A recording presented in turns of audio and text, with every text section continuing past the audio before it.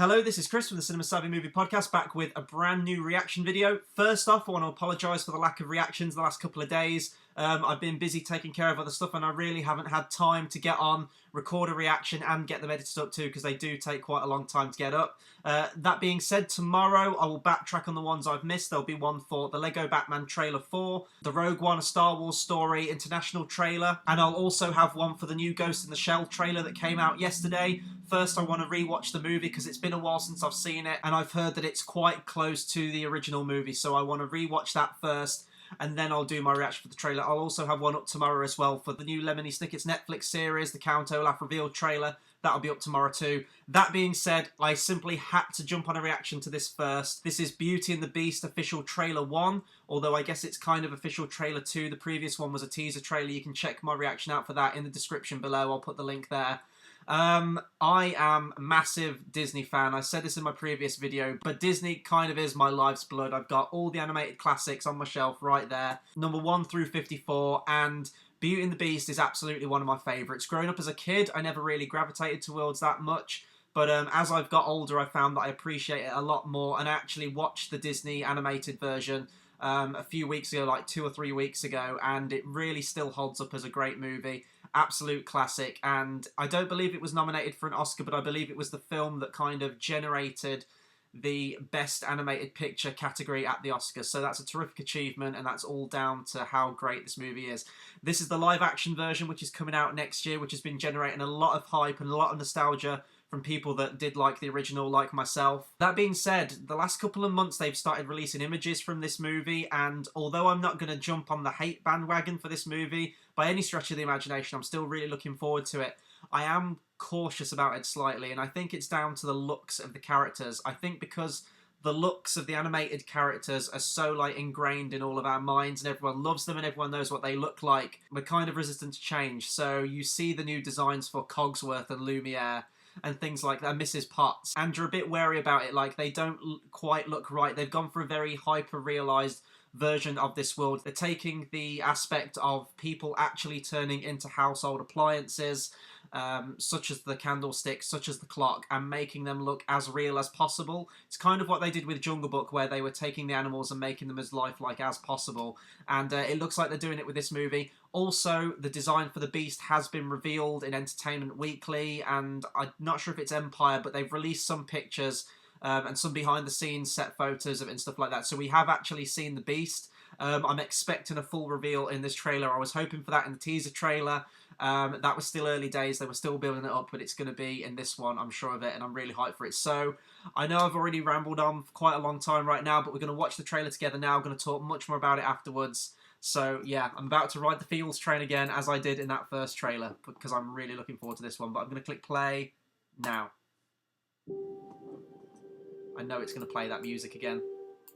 The Alan Menken music. The piano. There it is. And I like that they're using this music too, because the score's such a big part of this film.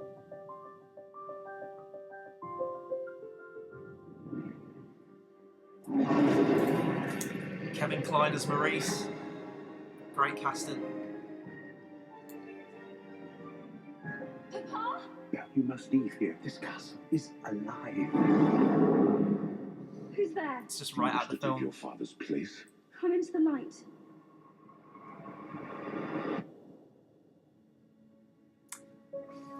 It's the design. Oh, the music. Show me the girl. Look at her. What if she is the one? The one who'll break the spell? Ewan McGregor's French accent's slightly off a little bit, but I'll allow it. Hello, you can talk. Well, of course he can talk. Oh, Ian McKellen's so Nice great. to meet you. The master's not as terrible as he appears. Emma Thompson. The wolves. Oh my god.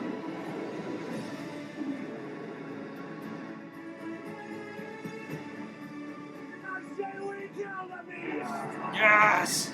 Gaston. Think of the one thing you've always wanted. Now find it in your mind's eye and feel it in your heart. This film looks absolutely gorgeous. Oh, the ballroom scene.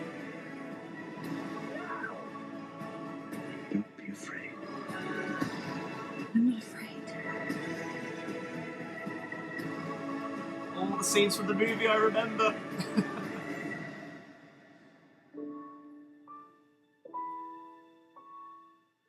No, we're going to hold it together. We're going to hold it together on this one. Oh God, my voice is cracking. Wow. My God, they revealed the beast. They unleashed the beast on this one.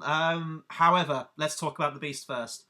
The design in the animated one is one of the greatest Disney hand-drawn designs of any character, of any 2D animated character. The history of animation, it's simply fantastic. And I don't think they could ever achieve in this movie what they did in that previous animated one. And I will be honest, the design of the beast to me in this film is the weakest part. You're waiting for that big dramatic reveal, the come into the light, and in the movie, you know, it's from a low angle shot in the animated one, and he kind of lumbers and he like turns, and the light just glides across his face, and it's the beast, and he's huge and he's immense. In this one, he really doesn't look physically imposing. He's kind of just like a regular guy, but with, you know, the fur and the horns on. He doesn't really scream that aspect of the beast to me, because I think a lot of what made the beast great in the original is that he was immense, he was terrifying. When he roared, you did kind of sit back in your seat, like it did have that aspect to it, which made the change from him from that into the more humanized version of the beast, as he lets go of his angry ways and his bitter ways, and Belle kind of ultimately tames him.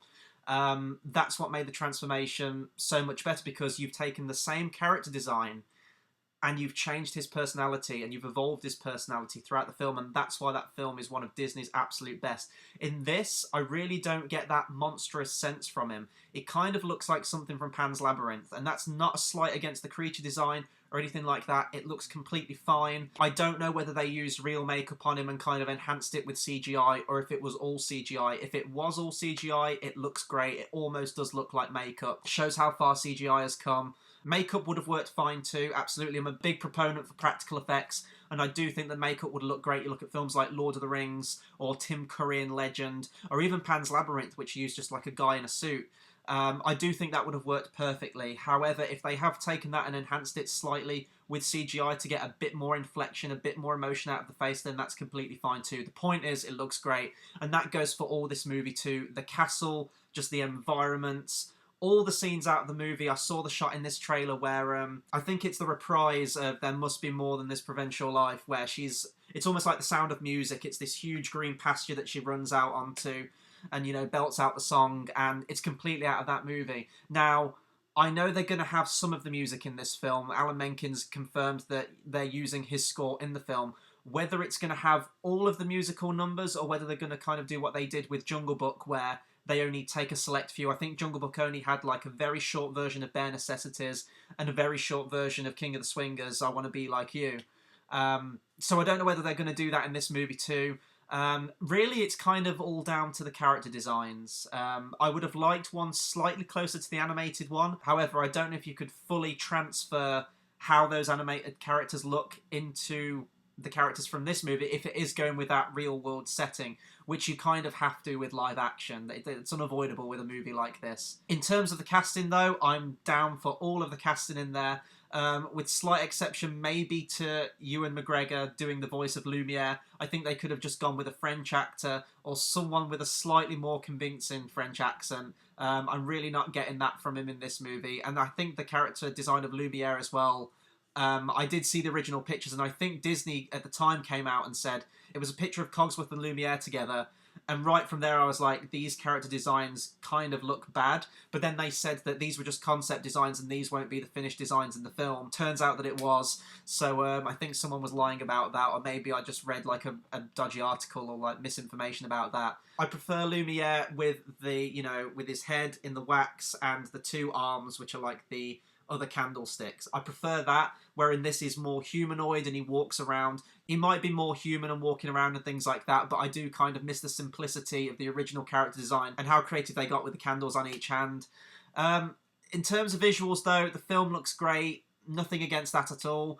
And I'm still really curiously optimistic for this film as well. I mean, out of all the Disney live action versions, they've confirmed so many since the trailer's been out for this. You know, we've got a Lion King one on the way, Mulan, Snow White's been confirmed. They just keep churning these things out. As long as they make money, they're going to keep making them. Part of me is very attached to the originals, especially with Lion King, for example. I don't think they should do a live-action remake of that. As live-action you can get, I mean, it's all going to be CGI because of the animals in it. Nothing's going to be real in that film. Maybe a couple of environments. With films like that, I don't think you should touch them. Beauty and the Beast kind of falls into that category a little bit as well for me. That being said, there have been many iterations and many adaptations of Beauty and the Beast throughout the years. The Disney one probably is the most memorable one. So I am looking forward to this one. However, these live-action versions are kind of released purely based on the nostalgia of people that have seen the original. I think it would be a very strange experience if there's a new audience introduced to the world of Beauty and the Beast through this movie rather than the animated one. I definitely think that should be the entry into this film if it's for new audiences.